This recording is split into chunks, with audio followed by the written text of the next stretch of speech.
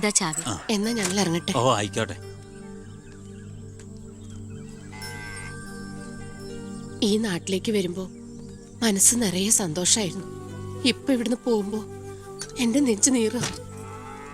എന്റെ മോൾക്ക് വന്ന മഹാഭാഗ്യം ഞാനായിട്ട് തട്ടിത്തെറിപ്പിച്ചല്ലോ എന്നോർക്കുമ്പോ ഇന്നിപ്പോ മഹാറാണിയെ പോലെ കഴിയേണ്ട നീ 100 വട്ടം ശപിച്ചിട്ടുണ്ടാവില്ലേ ഈ അമ്മയെ? ഇല്ല അമ്മേ, അർഹിക്കാത്തത് ആഗ്രഹിക്കരുതെന്ന് കുഞ്ഞുനാളോട്ട് എന്റെ അമ്മയല്ലേ എന്നെ പഠിപ്പിച്ചത്. അമ്മ കേറ്.